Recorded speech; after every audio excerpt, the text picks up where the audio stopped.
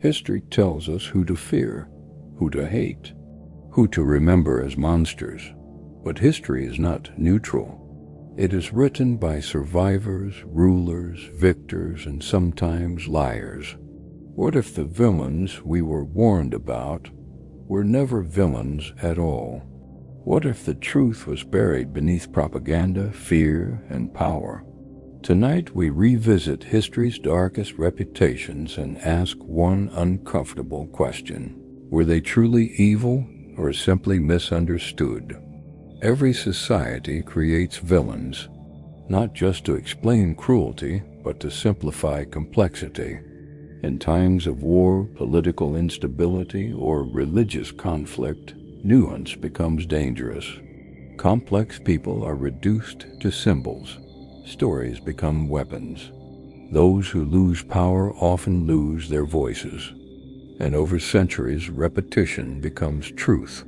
But history, when examined carefully, tells a far more complicated story. Few names inspire terror like Vlad the Impaler, immortalized as a bloodthirsty sadist, the inspiration for Dracula himself. But Vlad ruled a land crushed between two superpowers, the Ottoman Empire and the Hungarian Kingdom. Wallachia was small, vulnerable, and constantly invaded. His brutal punishments were not random cruelty. They were psychological warfare. In an age where mercy invited invasion, fear was defense. To his enemies, Vlad was a monster. To many of his people, he was a shield. History remembers the horror, but often forgets the context. England remembers Mary I as Bloody Mary, a queen defined by religious executions. Yet her reign occurred during one of Europe's most violent religious eras.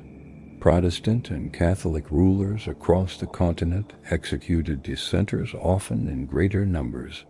Her father, Henry VIII, executed thousands. Her sister, Elizabeth I, authorized religious killings.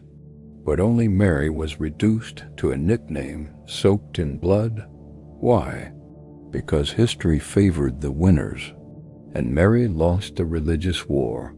In 1892, an axe murder shocked America, and a woman named Lizzie Borden became a cultural myth. Lizzie Borden took an axe. The rhyme condemned her more than any court ever did. She was acquitted. No physical evidence proved her guilt. But society had already decided. An unmarried woman, independent, unconventional. In a time when women were expected to be silent, Lizzie became unforgettable for all the wrong reasons. No name is synonymous with betrayal like Judas Iscariot, but theologians have long debated a difficult truth. If Jesus' sacrifice was divinely ordained, then betrayal was inevitable. Some early texts even suggest Judas believed he was fulfilling a divine role. Yet history demands a villain, and Judas became the embodiment of treachery without trial, without defense, without nuance. To call someone Machiavellian is to accuse them of manipulation and cruelty. But Niccolò Machiavelli never encouraged evil. He described power as it was, not as people wished it to be. His work was observational, not prescriptive. In an era of betrayal, war, and unstable rule, Machiavelli wrote survival manuals, not moral sermons. History punished him for honesty. Few figures were demonized like Grigory Rasputin, branded a mad monk, a manipulator, a corrupter of royalty. But Rasputin was also a healer to a hemophiliac prince, something doctors failed to do. As Russia collapsed politically, the ruling elite needed someone to blame. Rasputin became the distraction. His legend grew larger than his actions. Villains are rarely born. They are constructed by fear, by power, by history written without mercy.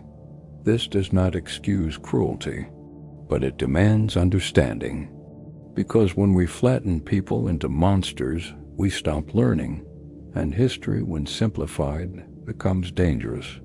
So the next time history tells you who the villain is, ask yourself, who benefited from that story? Who lost their voice? And what truths remain buried? Because the past is not just about what happened, it's about who got to tell it.